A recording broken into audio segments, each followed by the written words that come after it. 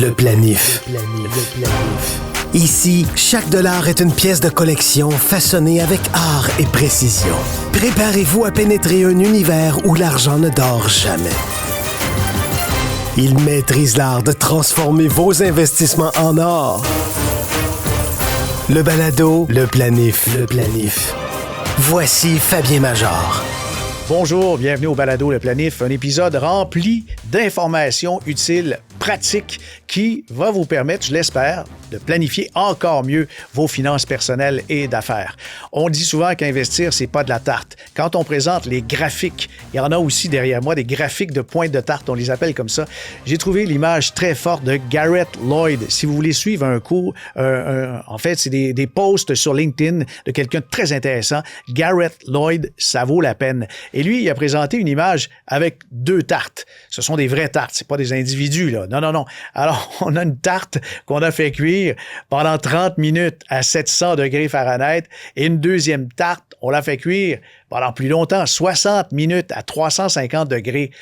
On va se dire comme ça à vue d'œil, mais c'est à peu près la même chose, puisque 30 minutes à 700, 60 minutes à 350, il y en a une est complètement cramée, elle fait une petite fumée noire, pas mangeable. Ben, c'est un peu ça avec les investissements. Avec la finance, la patience donne de bien meilleurs résultats. C'est ce qu'on peut retenir. Trop de chaleur, ça détruit la recette et trop de risques, ça détruit vos économies. Et le bon dosage entre le temps et la température, en cuisine comme en finance, ben, ça vient d'une forme d'équilibre. Et la recette, en fait, pour investir ces investissements, il y a des processus. Il y a plein de bons trucs qui ont déjà fait leurs preuves. Et peut-être pour vous, vous connaissez pas cette recette. Il faut aller chercher peut-être des grands chefs ou aller chercher des gens qui ont les connaissances, les compétences pour pouvoir justement vous aider à mieux planifier. Le balado, le planif. Pour la première fois au balado Le Planif, Éric Giasson est avec nous. Bonjour Éric. Salut Fabien. Faut pas faire semblant qu'on se connaît pas, on s'est quand même côtoyé. Des fois, on s'est salué ici et là à travers nos journées de travail au bureau. Mais tu es aujourd'hui, comment je pourrais qualifier, un coach entrepreneurial peut-être? Oui, je suis un coach d'affaires, puis je suis un coach de cadre, d'exécutif entre autres. Là, d'accord, mais tu as eu une carrière en finance. J'ai eu une carrière en finance pendant un peu plus de 20 ans. J'ai travaillé comme cambiste à la Banque nationale. Ça, c'est l'échange des devises. L'échange des devises, merci de le préciser. On pense des fois que c'est simple, ces choses-là, mais je transigeais le dollar canadien pour la Banque nationale à l'époque. Ensuite de ça, je suis allé dans les obligations chez Morgan Stanley. Ça, c'est les taux d'intérêt, les obligations qu'on investit puis que tu vas parler chez Morgan Stanley à New York et à Toronto. Je suis revenu à Montréal. J'ai travaillé comme chef des placements, Chief Investment Officer pour une grande firme de placement qui s'appelle Montrosco Bolton pendant environ 10 ans. Puis là, j'étais le deuxième on a privatisé la firme. J'étais le deuxième plus gros actionnaire de la firme. Et à la toute fin de ma carrière en finance, qui était le début d'autres choses, mais je ne le savais pas au moment, je suis allé travailler pour le plus gros hedge fund macro au monde à New York, qui s'appelle Brevan Howard. OK. Ouais. Mais qu'est-ce qui a fait que tu as changé de domaine? Brevan Howard, c'est un gros hedge fund, comme je le disais. C'est un hedge fund à levier. Et on avait à l'époque 35 milliards sous gestion, à levier 5-6 fois. Ça veut dire on empruntait de l'argent pour l'investir. Exactement. Ça veut dire qu'à tous les jours, il faut emprunter entre 150 et 175 milliards. Puis ça, c'est en 2008. Okay? Puis les prêteurs, ceux qui nous prêtaient, étaient les grandes banques d'affaires. Et on se souvient que Lehman Brothers a fait faillite, Bear Stearns a fait faillite. On se souvient que Morgan Stanley a presque failli faire faillite. Fait que le siège social de Brevan Howard était à Londres, a décidé de réduire son levier, de réduire ses effectifs, presque fermer le bureau de New York, m'a mis dehors, en même temps que 500 000 personnes en finance ont perdu leur job, en même temps que 8-9 millions d'Américains à ce moment-là ont perdu leur job. Et moi, c'était... Ça, c'est un échec, là, qu'on va aller dans mon livre tantôt, mais moi, c'était tellement comme une espèce de rêve de travailler finalement pour les Yankees de la finance, si tu veux, pour les meilleurs traders au monde. Puis quand tu m'as enlevé ça, ben il y avait rien qui accotait ça, puis il y avait surtout rien qui accotait ça pour aller avec mon image, avec qui je pensais que j'étais, tu sais. OK. Alors toi, tu jouais le financier à plein, là. Oui, ben le financier qui prend des grosses positions, puis tu sais, je veux dire... Brevin Howard et même moi, avant, quand j'étais chez Morgan Stanley et ainsi de suite, j'avais une réputation de prendre beaucoup, beaucoup de risques. La Banque du Canada, quand j'étais chez Morgan Stanley, m'appelait souvent parce qu'ils trouvaient que je faisais bouger les taux d'intérêt dans un sens opposé où est-ce qu'ils voulaient amener la politique monétaire. T'avais énormément d'influence. Une certaine influence, mais ça, encore une fois, c'est lié à mon livre, c'est lié à l'échec. Pourquoi est-ce que j'avais cette influence-là? Pour attirer la reconnaissance, pour attirer l'attention, pour me sécuriser, pour montrer aux autres que j'étais important d'une certaine façon. Puis quand je suis arrivé chez Brevin Howard, je veux dire, le salaire moyen des gens qui étaient dans ma position était l'équivalent de la loto de la 649 tous les vendredis. Tu l'avais pas tous les vendredis, mais une fois par année. Ouais. Puis les marchés, on avait la capacité aussi, avec le levier qu'on avait, puis avec les positions qu'on prenait, de faire bouger le marché. Ça fait que non seulement tu pouvais faire bouger le marché, tu avais de la reconnaissance, on avait de l'intelligence aussi à l'intérieur, puis on était bien couverts. Ça fait qu'on les gens nous donnaient une certaine crédibilité. Ça fait que tu t'identifies à ça, puis évidemment, qu'il y a de l'argent qui vient avec ça, puis il y a un certain train de vie qui vient avec ça, puis tu t'identifies aussi à ça. Puis tout ça, c'est lié d'une certaine façon à ton instinct de survie, à ce que tu te sers pour te sécuriser, à ce que tu te sers pour exister dans le regard des autres, et qui te fait vivre dans l'illusion, puis qui t'amène dans une chaîne de réaction. Puis fait que quand j'ai perdu mon emploi, il y avait rien qui accotait ça. Et moi, je pensais que je valais ça. Puis n'importe quoi qui était en bas de ça était comme une diminution, une défaite et un échec d'une certaine façon. Ça fait que j'ai repoussé toutes les offres d'emploi qui sont présentées à moi. Et je m'étais fait offrir une job en 2009 d'être en charge du revenu fixe pour l'équivalent de la Caisse de dépôt en Australie, Queensland Investment Corp. Et fait que je m'en vais là, j'ai l'offre d'emploi, puis là, moi, je leur dis, écoute, je vais aller voir, là, tu sais, que ça a l'air là-bas, là, si je peux me voir vivre en Australie. Puis là, j'appelle un de mes chums qui travaille chez Soros, qui était un des plus gros hedge funds à l'époque. Puis, du fameux George Soros. Oui, du fameux George Soros, qui est mon meilleur ami, puis qui a été mon best man à mon mariage. Puis là, je me revois, puis j'étais un peu comme en dépression là-bas, où je suis, en dépression carrément. Puis là, il me dit, tu vas être payé combien, tu sais? J'ai dit, la compensation, c'est pas comme dans un hedge fund, mais à peu près comme $1 million par année. T'sais. Mais il dit, qu'est-ce que tu vas faire là, à l'autre bout du monde? Il dit, t'es même pas payé. Alors, $1 million, c'était rien pour lui. C'était rien, tu sais. Fait que je suis parti de là, j'ai refusé l'emploi, puis c'est la dernière offre d'emploi que j'ai eue en finance. Et ça a commencé une déconfiture, une déconstruction, soul-searching, puis une grosse reconstruction. Puis ça n'a pas été facile. Okay, mais là, de 2009 jusqu'à la reconstruction, où tu peux dire « je me sens bien », il s'est passé combien de temps? Là, il est quelle heure, là? Ça, c'est un processus en continu. Mais ça a été long, tu sais, parce que tu veux pas t'admettre ça, tu veux pas le réaliser, tu t'attaches à ton ancienne vie, tu le réalises pas. Puis, j'ai enfreint beaucoup de lois et de règles et de principes que toi, tu enseignes si bien, avoir un horizon à long terme, pas essayer de battre les marchés, participer dans les marchés. Puis moi, écoute, je travaillais avec les meilleurs traders au monde. Peut-être que j'étais comme un des meilleurs traders au monde, tu sais. Sauf que j'étais en dépression, sur les antidépresseurs. Je prends peut-être un petit peu trop de vin. J'ai des idées suicidaires aussi parce que qui je pensais que j'étais n'existe plus. Tu sais. Ça fait que comment tu fais pour pas vivre avec cette image-là? Fait que je décide de m'ouvrir un compte de trading chez Interactive Broker à Levier. Puis j'étais un excellent trader, très discipliné. Mais là, comme je viens de le dire, c'est un cocktail pour échouer. Ouais. Et j'ai gamblé mes économies, puis j'ai dilapidé une fortune à une vitesse vraiment impressionnante. Tu sais. Par des pertes? Ah ouais, des pertes. J'avais des journées négatives de bons salaires annuels, là, tu sais. Ouais. Fait que ça a été un processus.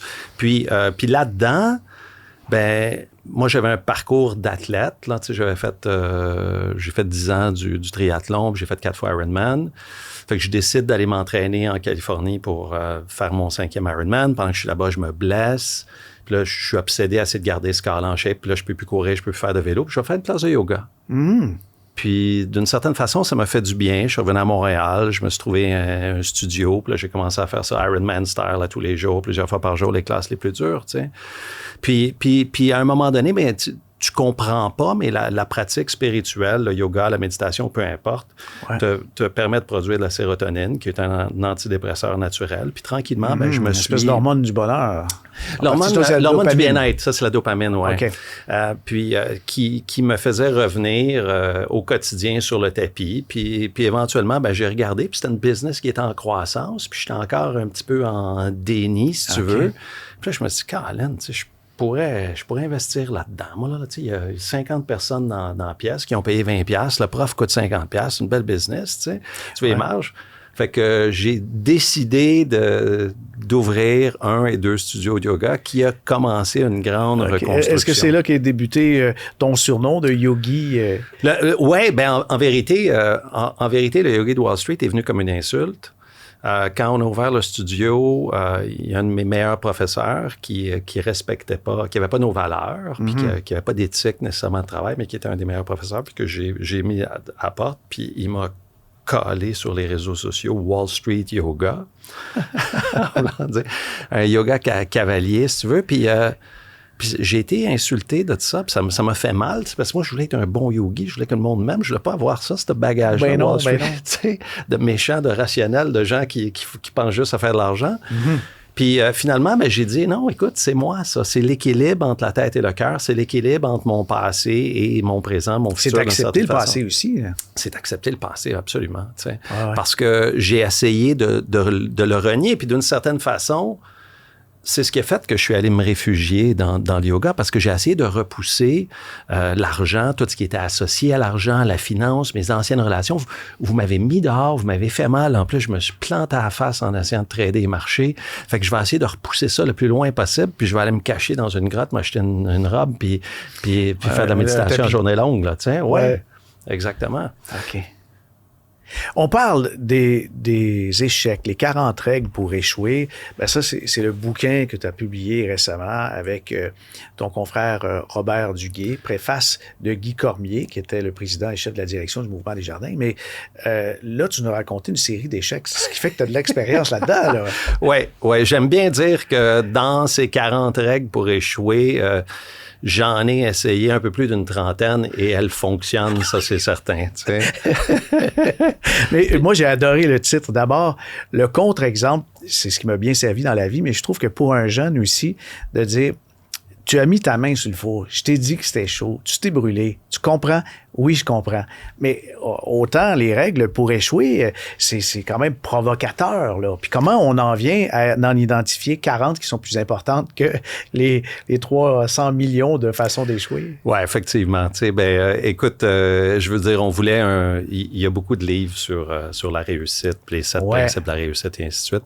Puis Roger et moi, on voulait faire ça, tu sais, contre-intuitif d'une certaine façon, psychologie inversée. Et si tu veux vraiment te planter, là, voici ce que tu dois faire. Tu sais. Okay. Fait qu'on l'a amené de cette façon-là. Puis comment est-ce qu'on a fait? Écoute, tu as raison. Il y en a plusieurs autres. Tu sais. Puis c'est drôle, en m'en venant ici, je pensais à ça. Puis d'ailleurs, quand je l'écrivais, je pensais à toi parce que je voulais te consulter. Puis finalement, elle n'a pas fait la cote, mais elle aurait dû. Tu sais. Ouais. C'est se prendre pour Gordon Gekko. Tu sais. Mm-hmm. Ça, c'est une règle pour échouer. Tu sais. Penser que tu peux tout faire, que tu es capable. Et s'en sauver. T'en sauver, penser que tu peux investir seul, penser que tu es à l'abri des émotions, que tu es à l'abri de l'avidité puis de la peur. Gordon Gekko, on peut vous le dire, là, c'est le personnage central dans le film Wall Street d'Oliver Stone. Et puis Gekko est personnifié par Michael Douglas. Mais c'est un vilain. Là. C'est un vilain, c'est un tough, mais ce que je veux dire, c'est de penser justement... d'être incassable d'une certaine façon. Plus fort que le système. Plus fort que le système, plus fort que le marché, de te penser meilleur que les autres, de pas faire confiance. Puis aussi, il y a une autre règle là-dedans, là, vouloir aller trop vite, là, ou ne pas prendre son temps, qui est à l'envers. Puis...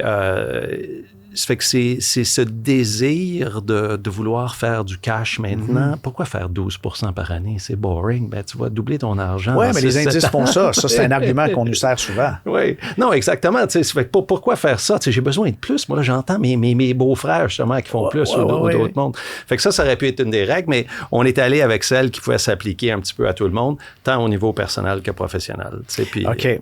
Alors, les règles, ça ne s'applique pas qu'à la finance. Ça touche à plein de choses. Tu as vécu la finance, mais je pense que c'est un livre, un ouvrage pour n'importe quelle profession, métier ou quelqu'un qui veut peut-être s'améliorer, se servir des expériences des autres. Ben, de toute façon, absolument. Tu as tout à fait raison. Puis Roger, qui est probablement le chasseur de tête numéro 1 au Québec des CEO, lui, s'est servi de beaucoup d'exemples qu'il a vus justement de cadres, d'exécutifs qui ont échoué d'une certaine façon puis qui n'ont pas respecté les règles. Ça fait que c'est très inspiré de ce que moi j'ai vécu puis j'ai essayé puis de ce que Roger était témoin. Mais tu as tout à fait raison. Ça s'applique dans n'importe quel domaine, pas juste dans la finance. Puis tant aussi au niveau personnel, puis même certaines des règles personnelles qui peuvent s'appliquer au niveau professionnel aussi. Est-ce que dans la rédaction de l'ouvrage, il y a des règles qui sont sorties par surprise, auxquelles vous n'aviez pas pensé, puis qu'à un moment donné, un événement a fait qu'une règle est apparue, quelque chose pour échouer qui est devenu évident par la suite? Parce que au début, on a toutes nos expériences, et tu nous as raconté quelques-unes de tes expériences, mais dans les façons d'échouer qui surprennent. Ben, écoute, je pense qu'il y en a une qui est vraiment très, très, très pertinente en ce moment. C'est ignorer l'intelligence artificielle. Tu sais. Ah oui, c'est une des règles pour échouer. Ben, selon moi, absolument. Tu sais. Puis, je veux dire, dans n'importe quelle industrie en ce moment, tu sais, mais tu sais, on a écrit le livre il y a 2 ans. Je pense qu'on a présenté le projet il y a 2 ans et quelques aux éditions La Presse. Et puis, le processus a été quand même long. Tu sais, c'est quoi écrire un livre, tout ça, le temps qu'il soit publié et ainsi de suite. Puis à l'époque, ben, on était vraiment comme au début de tout ça. Là, tu sais, il y avait ChatGPT il y a 2 ans et demi. Là. Décembre 2022. Exactement. On savait pas vraiment c'était quoi. Puis on savait pas vraiment à quel point c'était pourrait être un impact. Mais on commence, je pense, à comprendre maintenant comment ça va révolutionner plusieurs industries, plusieurs compagnies, plusieurs entreprises. Puis même, effectivement, probablement dans ton industrie aussi, là, comment ça va... puis tu sais, même hier, il y avait un article dans la presse là, que les juges à la Cour supérieure du Québec commencent à s'en servir. Il allait avoir un cadre d'intelligence artificielle pour accélérer leur travail dans un but d'augmenter la productivité du système. Exactement. Ça fait que ça va être la même chose dans l'entreprise, ça va être la même chose dans les industries. Puis si tu ne le fais pas, ben, tes compétiteurs vont le faire, vont arriver à avoir un plus gros output. Au moins le considérer. Au moins le considérer. Ça fait que je pense que de pas le considérer en ce moment te positionne probablement en position d'échec. Ça, c'est arrivé comme une surprise, ouais. Alors, tu as réussi à retrouver un équilibre après de nombreux échecs. Et puis, au niveau personnel, le bouquin, il s'y attarde, là, c'est certain, parce que on n'a pas qu'une vie professionnelle. On a, bien sûr, une forme de réalisation dans ses relations interpersonnelles. Tout à fait. Il y a moyen d'échouer là-dedans. Ben, il y a moyen d'échouer. Puis la moitié du livre est sur les règles personnelles. Écoute, ben, il y en a une que j'ai pas utilisée. Ouais. Puis que j'utiliserai jamais. Et c'est la règle 38. Ouais, je t'écoute. Ne pas avoir d'enfant par peur. OK, ben oui, t'es rendu à combien? 7? Moi, je suis père de 7 enfants. Ça, c'est quelque chose que j'ai pas utilisé, mais on est beaucoup à... Tu sais, je veux dire, quand tu as des enfants, c'est probablement un des moments les plus terrifiants que tu vas avoir. Parce qu'on est programmés, nous autres, pour survivre. Il n'y a pas de mode d'emploi pour être un bon père. Hein? Il n'y a pas de mode d'emploi, mais on est programmé pour survivre. Puis une fois que tu deviens chef de la tribu, mais là, tu es programmé pour faire survivre tes enfants. Tu sais. Fait que je suis un bon père, je suis avec le bon conjoint, là, je suis la bonne conjointe, j'ai-tu la bonne job, ça, c'est l'argent, je vais avoir la bonne éducation, si, ça. Fait que c'est un moment de maximum incertitude d'une certaine façon. Puis, tu sais, moi, je veux dire, j'ai eu des enfants sur 3 décennies et j'ai 7 enfants de 4 à 34, puis je les ai eus dans toutes sortes de situations, avec de l'argent, pas d'argent, dans un couple stable, pas stable, et ainsi de suite. Puis pour moi, ben c'est pas une raison suffisante pour avoir peur, tu sais. Puis je pense que la plupart des enjeux de la vie, okay, tant au niveau personnel que professionnel, c'est que tu gardes ça au plancher des vaches, d'une certaine façon. Tu sais, tu gardes ça à ta survie, d'une certaine façon. Tes petites peurs, ton désir d'exister, tes petits besoins primaires. Tu sais. Puis quand tu as des enfants, comme Jordan Peterson l'a dit, lui, ce qu'il dit, c'est que tu n'as pas appris à vivre tant et aussi longtemps que tu n'as pas eu d'enfant parce que tu n'as pas appris à aimer plus que t'aimer toi ou t'aimer tes besoins de survie plus. Wow. C'est fort, mais c'est vrai aussi. Oui, puis ça t'amène à un autre niveau. Là, ça t'amène à comprendre, puis ça t'amène... C'est compliqué, les enfants. Là, je veux dire, la garderie, ils sont malades, les devoirs, le ci, c'est pas le toujours ça. satisfaisant. Non, mais ça t'amène un bonheur profond, ça t'amène une richesse, ça t'amène quelque chose d'autre. Ouais. Quelque chose que je pensais jamais dire au balado Le Planif. Là, moi, une petite réflexion, parce que j'en ai aussi 4 et de nombreux petits-enfants. Là, mais c'est arrivé à un moment donné comme une claque. Je me suis dit, il y a quelque chose en moi qui va survivre. Il y a quelque chose en moi qui va continuer. C'est peut-être un peu satisfaisant parce que c'est égoïste, notre propre existence, on pense à notre fin presque tout le temps. Ça peut survenir, on sait, avec les accidents, la maladie. Mais de dire que, il y a des enfants qui vont peut-être continuer une partie de ce que j'aime ou de ce que je désire, ça fait du bien. Puis ça, est-ce que c'est ton meilleur investissement? Ah ben oui, de loin. Exactement, tu sais. Ouais. Fait que, d'avoir fait des enfants. Ben oui, d'avoir fait des enfants, puis de transmettre les valeurs, puis de transmettre, tu sais, l'amour, les valeurs. L'humour, absolument. Oui, certain. Éric, c'est passionnant. On pourrait continuer des heures là-dessus, là, parce qu'on en apprend à partir des échecs, hein? Oui, ben écoute, moi, j'ai beaucoup... tu sais, il n'y a rien de le fun là-dedans. Il n'y a rien de le fun, puis il n'y a rien que je souhaiterais à personne. Mais la plupart de mes échecs ont été des cadeaux mal emballés. Ça prend souvent du temps avant de voir qu'il y a un cadeau là-dedans, mais il y a une leçon parce que, tu sais, c'est un des chapitres, ne pas voir la vie comme une danse, mais souvent on voit la vie comme une bataille, comme une guerre, comme un défi, comme un test, puis on cherche à prendre. Puis même la maladie, des expressions comme « faut se battre », tout ça. Non, exactement. Ça fait que quand ça arrive avec une certaine perspective, avec un pas de recul, ça te permet de comprendre que d'une certaine façon, tu l'as manifesté, tu te l'es amené, puis tu tirais sur quelque chose, puis tu n'étais pas justement en mouvement avec la danse, puis tu as quelque chose à apprendre de ça. T'sais. Fait que moi, écoute, mon parcours, là, surtout dans le fond, tout ça, ça n'a pas été plaisant du tout, mais je suis vraiment plus riche en ce moment que d'une autre façon que je ne l'aurais été si j'étais resté chez Brevin Howard. Le balado, le planif. La question du beau-frère. Éric, parlant d'échecs, on a une communication de Louisa de New Carlisle, une municipalité magnifique de la Gaspésie. Ben oui.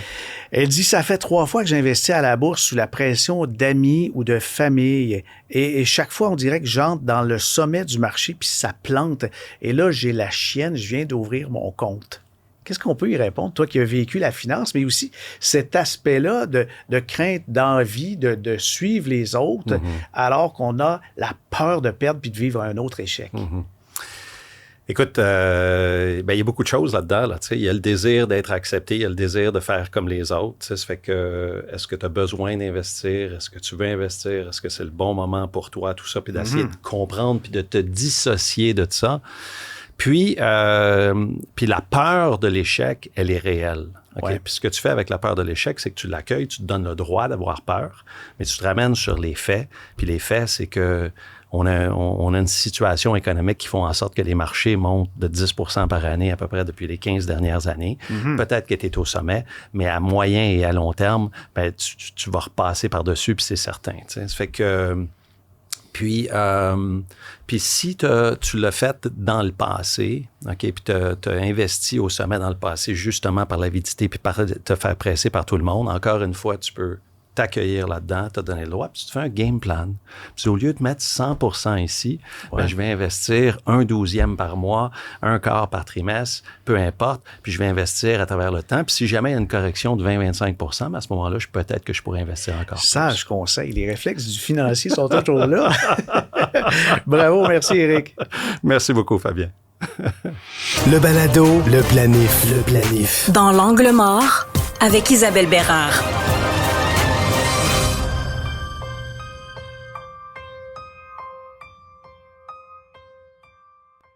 On a planifié, on dirait, tout ce qu'il faut pour la retraite, mais arrive une situation où dans le couple, ça fonctionne plus. Si on est dans la cinquantaine, le vrai coût d'un divorce, je pense que des fois, on ne l'a pas calculé.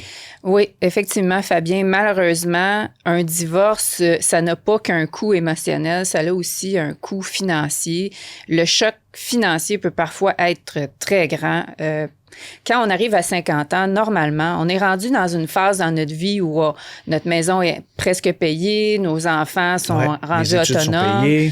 On est rendu souvent au plus haut niveau de revenus dans notre carrière et tout ça. Et on a dégagé une grande capacité d'épargne pour commencer à épargner pour la retraite. Mais si un divorce arrive, le choc financier arrive, là. Toutes nos dépenses qu'on se divisait à deux vont devoir être assumées seules. Ouais. Notre capacité d'épargne va être restreinte. Et le plus grand angle mort ici, c'est le temps. Parce qu'il nous reste peu de temps devant soi pour pouvoir rattraper l'impact financier que le divorce peut avoir occasionné. Oui, mais on peut rappeler que dans le partage du patrimoine, ça couvre quand même large. Oui, effectivement, Fabien, un couple marié qui se divorce, il va y avoir partage de patrimoine. On parle donc de la résidence principale. Les résidences principales. Les résidences, oui, les résidences du couple, les meubles qui garnissent les résidences, les voitures de la famille et les régimes de retraite. Donc, si on a un régime de retraite avec notre employeur, la RRQ, nos REER, tout ça va être partagé. Donc, on va se retrouver parfois avec un choc financier très grand et très peu d'années pour pouvoir rattraper le manque à gagner. En passant, même les régimes qui sont des régimes, par exemple, d'État, REGOP, etc., les policiers, les gens d'Hydro-Québec, il va se faire aussi un partage là-dessus. Oui, il va se faire un partage. Il va avoir un calcul actuariel qui va se faire, puis il va avoir un partage de la rente de retraite vers le conjoint. Puis là, il y a parfois des pièges. Souvent, quand on se divorce, on va vouloir acheter la part de la maison de l'autre, mais ça peut être un piège parce que la maison, on était peut-être capable financièrement de l'assumer à deux, mais là, de devoir tout assumer seul, ça peut rendre la facture beaucoup trop grande. Parfois, il vaut mieux envisager vendre la maison, s'en aller dans quelque chose de plus petit, utiliser l'équité, se mettre un peu de placement de côté, puis avoir une réserve liquide pour pallier à nos besoins. Avoir du temps pour justement se remettre sur pied. Oui, puis l'autre chose qu'on oublie parfois aussi, c'est la protection. Si c'était notre conjoint qui nous protégeait avec son assurance collective, puis que là, tout d'un coup, on n'a plus d'assurance collective, bien, il y a un trou là, qu'il va falloir combler, évidemment. Donc, lorsqu'il y a un choc qui arrive comme ça, la meilleure solution, évidemment, c'est un accompagnement professionnel qui peut faire toute la différence. Ça peut nous apporter la confiance, la clarté, la paix d'esprit. L'importance de parler, puis on voit aussi avec ce sujet que la planification financière, ce n'est pas que financier, c'est aussi humain, c'est aussi émotif et il faut aborder ces sujets-là pour être en mesure de s'en sortir puis de retomber sur ses deux pieds. Absolument. Le balado, le planif. Le planif. C'est comme ça que ça se termine. Vous avez des questions, vous souhaitez en savoir davantage sur les sujets dont on a parlé, alors écrivez-moi fm@fabienmajor.com. Gros merci à l'équipe de Cube Studio pour la production, montage et location des installations. Vous pouvez les contacter pour vos besoins, tout simplement en écrivant à pubpub@cube.ca. Et ce balado, cet épisode, il est disponible en vidéo, en audio sur l'application et le site cube.ca, aussi sur toutes les autres plateformes de podcast et sur YouTube. Le balado Le Planif est aussi diffusé à la radio et télé sur la chaîne Cube les samedis à midi et dimanche 19h. Ici Fabien Major. À bientôt.